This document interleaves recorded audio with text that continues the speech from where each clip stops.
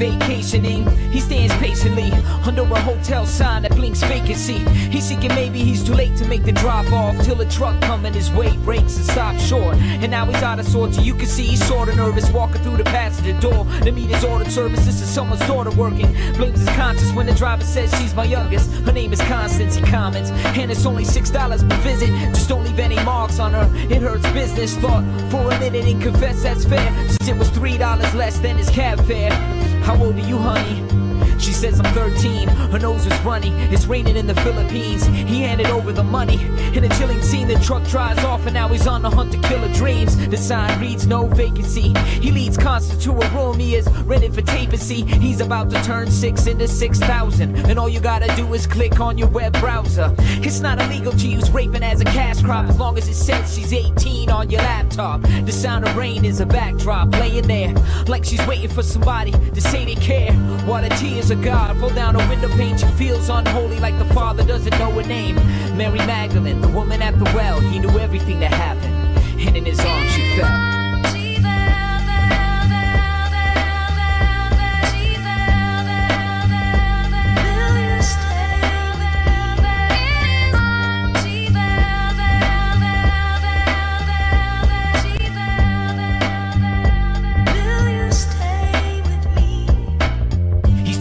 And all alone in his household, he's tempted by the quiet he feels and the mouse he holds. The silence of his spouse is cold, so he's about to help that man get his 6,000 gold. One click and now she's sold, withholding his conscience. Scrolling through the comments, there she is looking confident. A picture of Constance in a series of video clips, adult content. The title blinks in bold letters like the vacancy sign. It's his time to go get her. It's like his mind doesn't know better. Her soul is crying out, let me go, but he won't let her. He got her trapped inside his media player, held captive by his need to replay her. It's a matter of he being here and she being there. That's why he doesn't feel the need to care.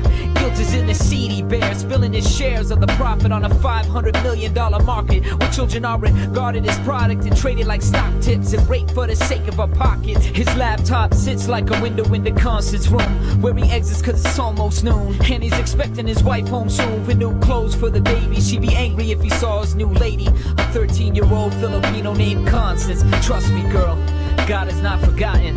He knew Mary Magdalene and the woman at the well. He knows everything that happens, and in his arms she fell.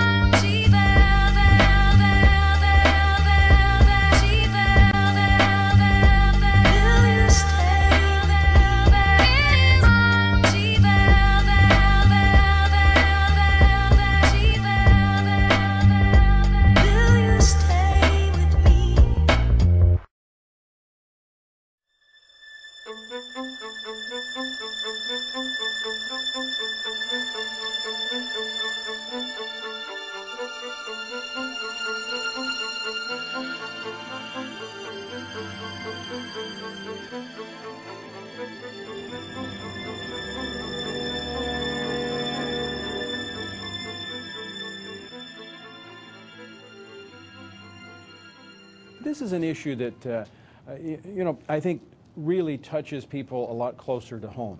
And too often we look at these issues from a distance and we think, yeah, that's a bad thing.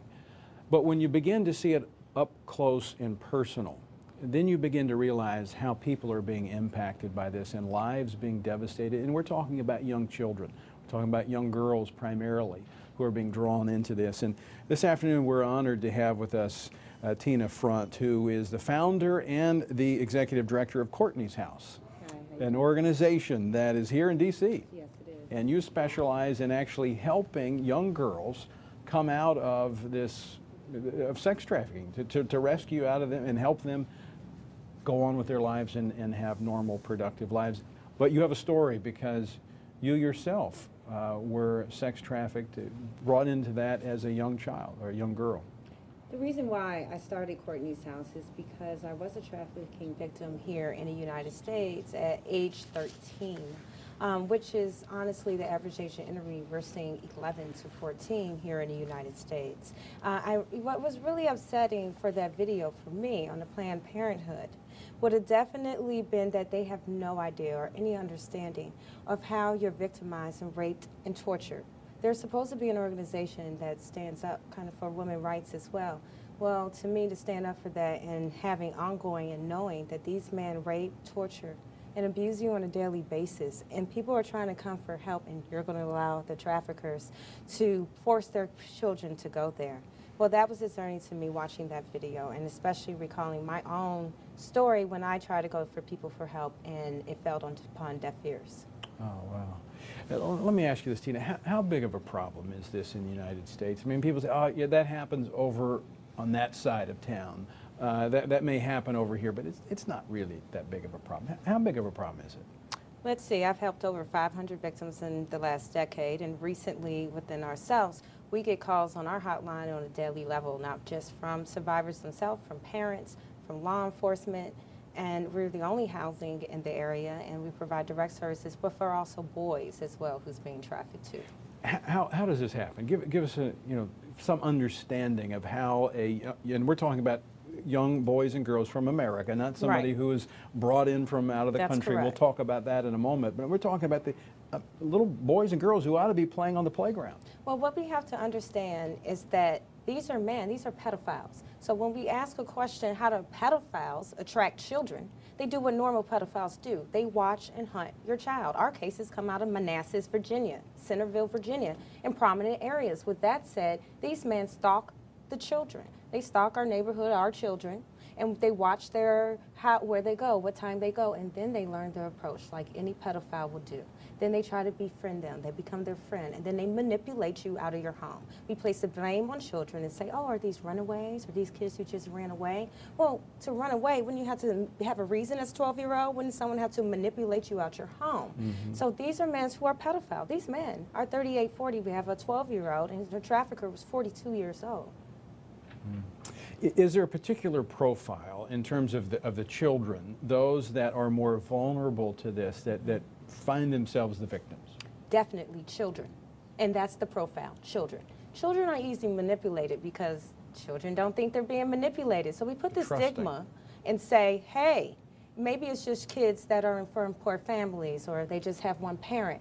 No, that's a popular misconception. You can manipulate any child in any situation because they're in those teenage years anyway. So if you get an older guy, younger girl, that's usually what happens in that situation, and they manipulate and control them. And as they draw them into this, how does that unfold? So very similar to exactly what happened to me. So same thing, when someone stalked me, learns your behavior, what time you go to school, who you hang with. And then all of a sudden, this is where that person is. So they're going to befriend them first. They don't just throw them in a car and they're going to traffic you. No, they befriend you. They try to be your friend, tell you to go to school until you gain that trust, and then they manipulate a situation. But we also have to remember the number 2 way in the United States is for parents selling their children. And we do have cases where parents sell their children for a small amount of drugs as well, and that's how they're involved. And how old were you before you were able to come out of that? So for me, when I came out, I was about 15 and a half, but what people need to understand, my coming out of my situation was being in jail for a year and a half. Like most of our clients are still arrested and charged as children. So there was no help, nobody saved me and helped me, which is why I started Courtney's House, and we do the work we do. And how can people find out more about Courtney's House, where they can be a part of a hands-on ministry that are actually helping young kids?